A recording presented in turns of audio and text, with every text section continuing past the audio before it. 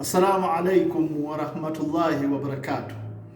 Mugamba mutya kansubire nti bana Uganda muli bulungi. Sitera kusaba kuntambuliza video oba audio.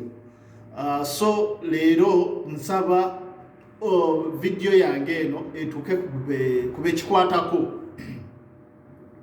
Leero ngenda kwogera ku bantu ba Interpol. Banaye mumanyi lwaki Abana-Uganda abasinga they are trafficking nti bakyabakukusa nnyo era kino ekintu tekigenda koma kati. Mumanyi lwaki? Obuzibu obusinga bugenda kubanga businzidde mu Interpol. Butya gavumenti yasaawa amakubo amatuufu nti buli mwana yenna agenda okuba ekyeyo ayitire mu agencies, ayitire under agency. Naye kigenza okutuuka oba okuzuulwa nga Interpol yekyasinza okukozinga abaana okubeera traffic. Lwaki njogera bwentyo? Oyinza okumbuuza lwaki oyogera bwotyo nti Interpol yekyasinza okukola ekintu ekyo oba yereetera okukola ekintu ekyo. Tulina amakampani waliwo ge bakogerako, really sinakakasa gali ameka kati, naye nga tubadde n'amakampani 10 plus kati tulina 10 something. Waliwo amakampani ge bayongeddeko, okiwulira? Naye oba tuziyite agencies, naye obuzibu buvudde wano. Dire evudde ku Interpol. Okiwulira? Dire ekyaviiridde ddala ku Interpol etya. Interpol olunaku lumu esobola ofuna abantu 3,000. Abantu 3,000 nekolako ku bantu 10. Eyina obuuma obukola ku fingerprints, obuuma 2, 2 machine, 2 binary machines, 2 only. Ku bantu 3,000 oba abantu 300 be bafunye olunaku in one day. Mu lunaku lumu abantu 300 ne bakola ku bantu 10, tumole era bagenda kujja 300. Okimanyi nti nno Omuna-Uganda yenna agenda okutambula okujja okuba ekyeyo nga yetaga Interpol, alina okuba ne Interpol. Naye nze sirabangayo gye babuuza Interpol. Abatambuddeko mujja kunjulira. Bw'oba wali otuuseeko eno ne bakubuuza oba mu Emirates yonna oba wa wonna ne bakubuuza Interpol yo, njulira. Lwaki badireyinga? Bajjawo bino ebintu Interpol n'abaki ne bana aba passport nabo badireyinga. Naye kansooke nkone kuba Interpol aba passport nja bakoonako olulala. Interpol direyinga etya? Butya bwerese okubeera nti ekikukusa abantu kisinzidde mu Interpol mwennyini, abantu mwe basinzidde okwesigama ne bagamba nti kasita wano wadireyinga ekiddako tulina kubatwala mu mbeera yonna gye twagadde. Obuzibu buva wano. 1, Interpol erina obuuma obu 2. Okitegeera?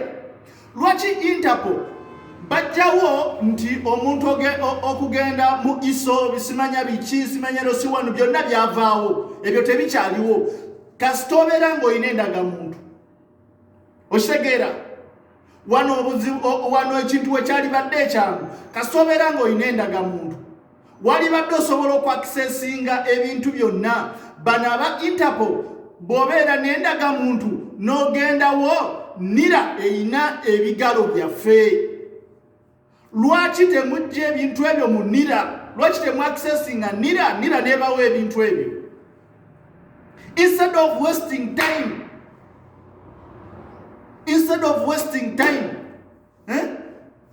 Tebereza buli mutwe gwa muntu jukira abantu balinga 3,000.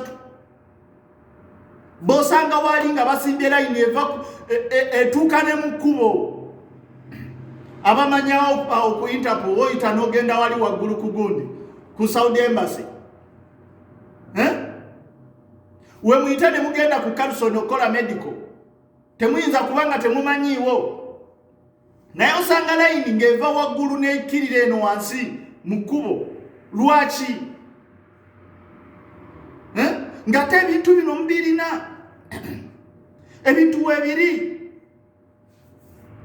omuntu omu omutwe gw'omuntu ogu njagala munjulire abamu sente muwaayo nezisingawo corruption ali wano okay nga njogera ku sente direct z'olina okuteekayo mu Interpol oteekayo emitwalo 7,990 almost emitwalo 8 almost emitwalo 8 then n'obala bano abaki bano aba company bakuga nti interpolator ya mitwalo 10 n'alyako ebiri oyo ne tumuleka okiwulira naye bakutte emitwalo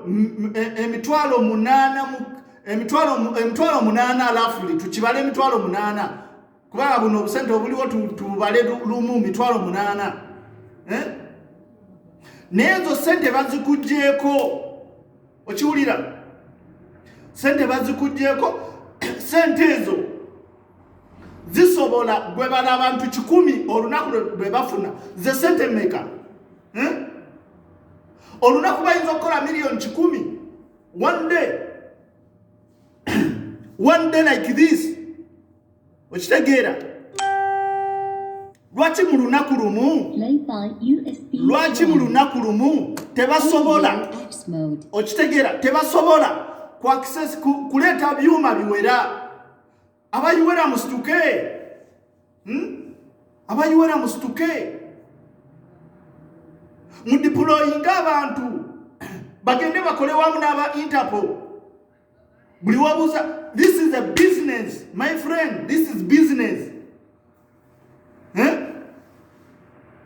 Interpol business osanga abawalabu bangi batudde mukyali receiving abantu abakyayagala abaana okitegeera mukyaba receivinga company zikyayagala abaana ate nga ku musanadi wajjudde walaga nti bwali fuulu mwina companies ezijjudde nga tezitambuza na kutambuza nga zigamba nti abaana tebatambula lwaki process edilayinga ekiva mu kudilayinga ki kuba kukusa kinava ku mukudilayinga nga babakukusa nga bakukusa abaana nga batambula okitegeera lwaki mukola bwe mutyo nira weeri mugyeyo ebigalo fingerprints gyeziri mukutte biometric machines mubutadde ku bupoliisi obumu abantu bonna buli omu ava gyavudde mu district ez'enjawulo bagenda kololo okulaba nti buli omu afuna endagamuntu lwaki mukola bwe mutyo sente meka ze mufuna ano ku bantu 10 tubale bantu 10 omulundi gumu mu lunaku olwo ate bwe kivaawo ulira bwe kivaawo mu kiseera kyekimu nga kituvuddeawo kiseera kyekimu ate ne bidireyinga nti ne bakuwa ennaku 3 okomawo okufuna kaadi eyo eya Interpol okufuna ebaluwa ya Interpol olina okukomawo mu nnaku 3 why muzisenze zibeere ennaku 2 lunaku lumu kyekyamaanyi ekiba kikyali awo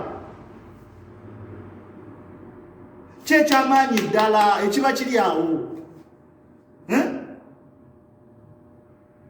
omwezi gwagala kutuka mulamba omuntu ali ku kintu kimu abantu babazukusa saawa 10 ne bajja ku Interpol nasimba line era n'atagifuna n'atayitawo. Okiwulira? Nolaba abapoliisi nga batambula badde eno nadde eno, ne weebuuza ki ekiri wano? Oli bw'agamba nti omanyi nnyiga y'ekikoona nti Uganda ogimanyi. Byebyo muzeeyi byayogerako, ate ne kino kyanneewunyisizza. His Excellency, the President of Uganda, okugamba be babeerawo nga basayininga endagaano zino. Kubanga tulabya n'amawanga mangi nga Muzeeyi Museveni basayininga endagaano. Ziba zaaki? Okutugamba Muzeeyi Museveni yatugambye wano nti tamanyi oba abantu bano yakakitegeera nti abantu bakola ki sente zino nti buli kimu bakisindika. Yagambye bwa some people want to do work. Somebody says you give me shares in your company. Shares for which you are not going to pay. And what if she doesn't want to work with you? If you want to work alone, even if you had the money. So those are enemies of Uganda.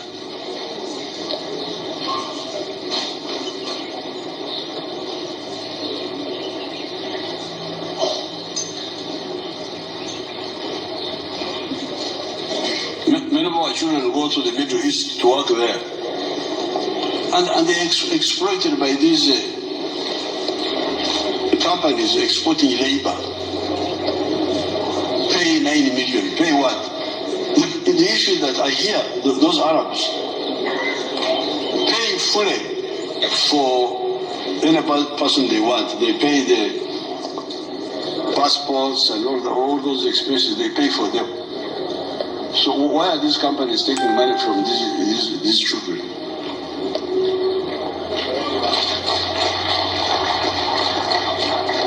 This is a big shame. Nobody in the NRM should belong to that type of group. Okay, ondozo ulidde oyo mukulembeze bw'oba osayininga endagaano teyamanya nti abantu balina okugo, teyamanya emitendera ky'abantu mwe bayita, teyamanya nti ekintu kigenda tambula bwekiti ne bwekityo. Tugamba nti kati lwamanya ate ne weewuunya. Juzi baggalawo eno Middle East, aba Middle East Consultant, ate muganda we yennyini najja n'akituulamu. Why? Muganda we yennyini najja n'akituulamu.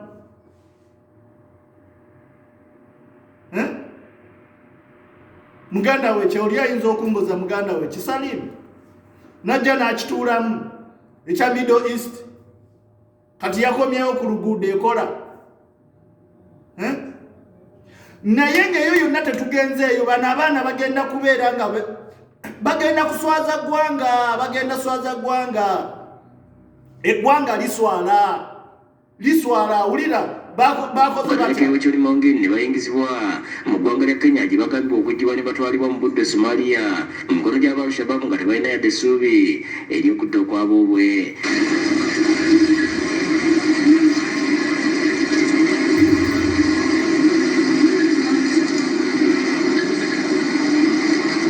Kigambwa nti abaana bano baguzibwa bakayungiriza okutwalibwa okukola obuddo era nti basasula nusu 10 eza Kenya nga gye mitwalo 3 mu za Uganda, era nga kigambibwa nti batuugirizibwa ebitagambika.